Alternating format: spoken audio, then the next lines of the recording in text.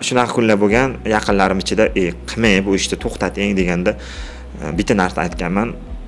Mayli, shu vaqtda hayolimga kelgan shu narsa.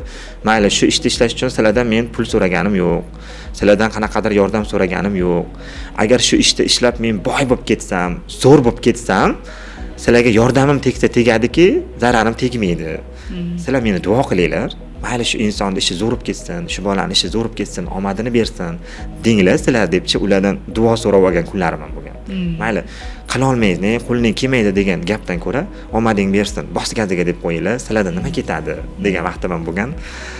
Va hozirgi kunga kelib o'sha qarindoshlarim hammasi, sen ishing bo'lmaydi, sen qila olmaysan degan yaqinlarim hozirgi kunda Samarqanddan boyvachcha keldi, Samarqandlik boy keldi deb vaqtida meni gapimni eshitmaganlar.